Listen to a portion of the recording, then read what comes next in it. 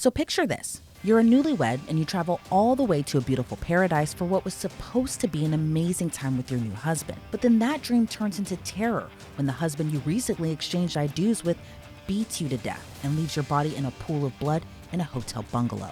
It's hard to imagine, right? It truly sounds like it's out of a scary movie. But that's what happened to Christe Chen when she was on her honeymoon with her new husband, Bradley. That was back in 2022. Now we're in 2025, and Bradley just learned his fate, and the judge who sentenced him isn't sparing any type of kindness or sympathy. And rightfully so, because these details are horrible. So Bradley and Christe said I do to one another in February of 2022. For a lot of people, it's the most exciting time of your life, early marital bliss. And like most couples who get married, you go on a honeymoon. They weren't going to stay in Memphis, Tennessee, where they're from. They hopped on a plane to Fiji. Now, it wasn't right after they got off the altar. It was a few months later in July. Oh, and the exclusive resort they were staying at was the same resort where the 1980 film The Blue Lagoon starring Brooke Shields was filmed. The perks of staying at the Turtle Island Luxury Resort added to the paradise. The resort offered private villas, gourmet meals, and a personal concierge. So you can imagine how horrifying it was for this to be the scene of a gruesome crime. On July 9th, Christe and Bradley missed their breakfast, then their lunch. But later that afternoon, they found out why. Christe was found lifeless in a pool of her own blood inside one of the resort's bungalows. It's terrible, right? And it was one of the resort's staffers who discovered her. Now, previously, an attorney for Christe's family said Christe and Bradley were arguing the night before over dinner. So was this a terrible accident? Sure, you can argue both of them were drinking and maybe not in their right state of mind, but it seemed intentional. Officials say Christe had multiple blunt force injuries to her head. An autopsy showed Christe had swelling around both of her eyes, across her mouth, her right arm was covered in cuts and bruises, and she had a large gaping wound on her back. But here's the thing though, Bradley was still nowhere to be found. But when you're on an island, you couldn't have gone that far, right? Well, Bradley tried to. He fled the resort on a kayak and paddled to another island. He only took a few items with him, and by a few, I mean his wallet and passport. He didn't take his phone or even his watch because of GPS tracking, but authorities still managed to track him down 36 hours later. How? Because he got stuck on a remote island, so maybe he didn't think his escape all the way through. So Bradley's lawyer previously told the Associated Press his client left the resort because he panicked and was in shock about his wife losing her life. But you can't help but think, was it shock over losing Christe or shock he might go to jail forever in Fiji? So ultimately, he was thrown in jail and charged with Christe's murder. Now remember how I mentioned Christe was beaten to death? Well, her body was so badly beaten, she couldn't be embalmed for her remains to be returned to the U.S., so they had to cremate her. So Bradley claimed this was an accident, the accident being she fell down while drunk and inflicted her own injuries, and he pleaded not guilty. And remember, this happened in Fiji, so he was going to be tried in Fiji. But that trial wouldn't take place until 2 years later, just last year.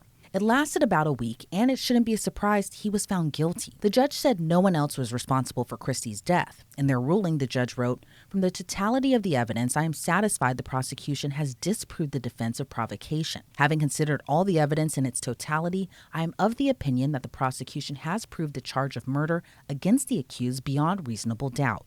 So that was a few months ago. Now, the same week of Valentine's Day, Bradley learns his fate and came face to face with Christe's family. But not as they were cheering him on and Christe for getting married, but hoping they get justice for Christe. Christe's mother in her victim impact statement reportedly said, "No mother should have to know this is how her daughter's life ended, and by the hands of the very person who took a vow to love, honor, and cherish her. I can only hope that the rest of your life is filled with misery, loneliness, and despair."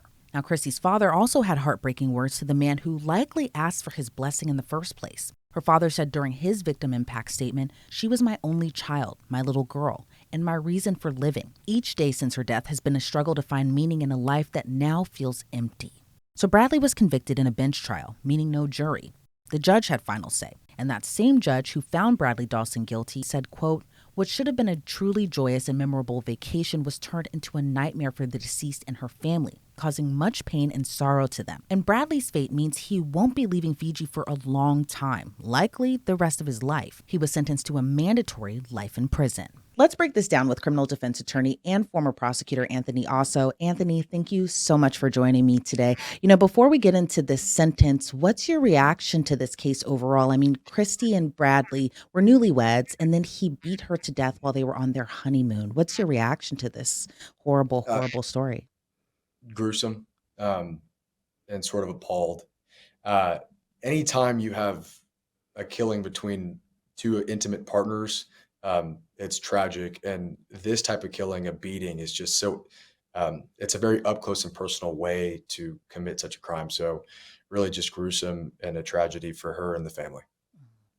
And I think, going off just how gruesome this is, that not only stuck out to me, but especially because this happened to someone that you're supposed to love. Again, they were in their newlywed stage on their honeymoon, but her body was beaten so badly she couldn't even be embalmed.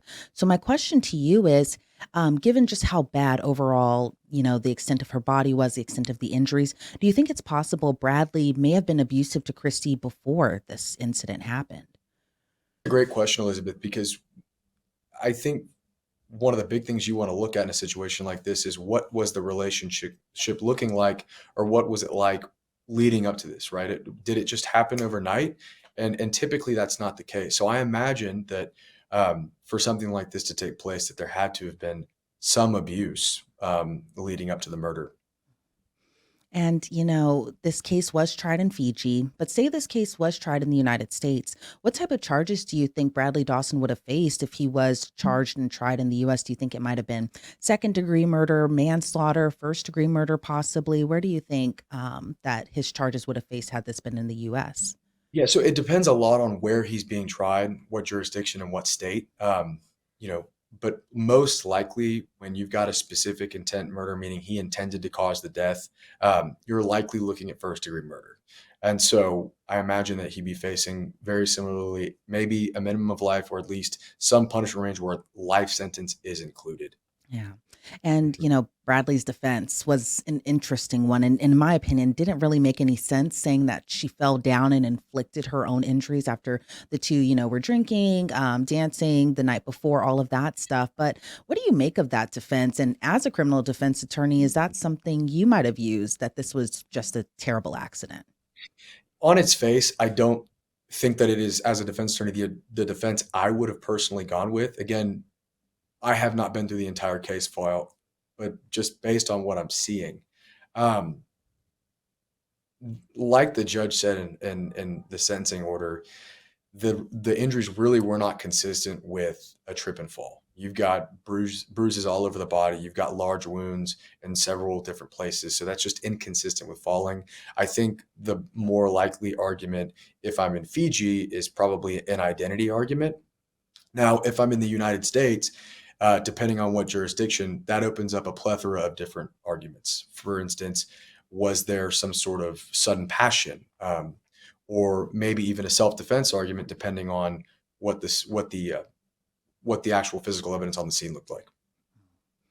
And also, too, it's hard to kind of claim an accident when you fled on a kayak to go to another island and you left behind your phone, your watch, so that way GPS couldn't track you, but then you're tracked down in the first place.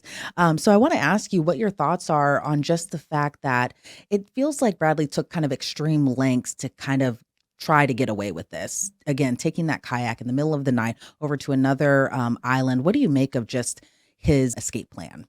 Sure, Elizabeth. What I make of it, what I would argue when I was a prosecutor, is that fleeing is a sign of a guilty conscience, and I think that's exactly what the judge took from it, um, when they noted that, well, if you acted in self, if there was an altercation and it wasn't a murder, then why did you go through so many lengths um, to get away, and why did you leave her body there to ultimately pass away? So I think that that kind of is evidence of his mindset. Absolutely, because, just leaving your wife to be in her own pool of blood, just horrible, horrible.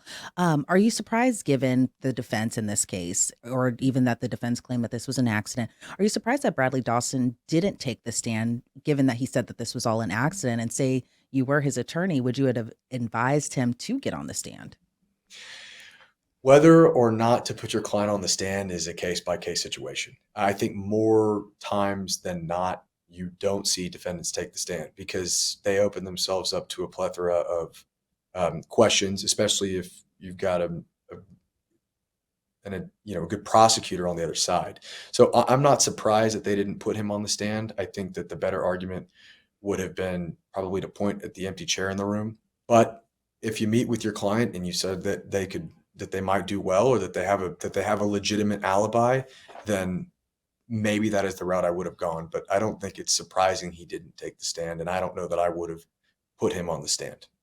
Yeah, it could have definitely really kind of set him up, especially Yeah. given that he denied it in the first place. But given the overwhelming evidence pointing towards him, I think it would have probably been a bad idea too.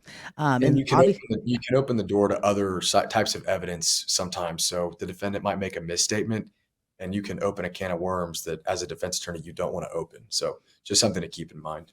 exactly. For all the other people who might try to do this, just know that Well, this could from happen to them. Yeah.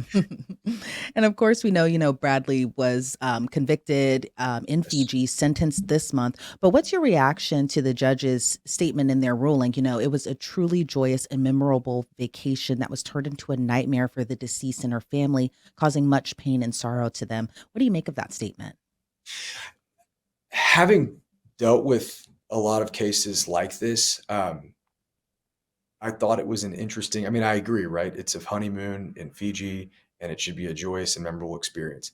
At the same time, I understand that one of the neighboring witnesses heard yelling and argument go on, and I find it hard to believe that this was the first instance of abuse by Mr. Dawson against Miss Chen. And I think, to kind of one of your earlier questions about if the case were to be tried in the United States, one of the big things that I would have the jury focus on is the nature of the relationship. And so, um, while it should have been a joyous vacation, I don't know what the reality of life was like for Miss Chen at that time. And going back to your time as a former prosecutor, what was it like talking to victims' families, especially after, they give these very emotional, very heartfelt victim impact statements, again, because they've lost a loved one, a family member. In this case, this was Christe Chen's parents who were speaking to the judge and just giving those emotional statements. What is it like speaking with victims' family members when they're going through probably one of the worst moments of their lives?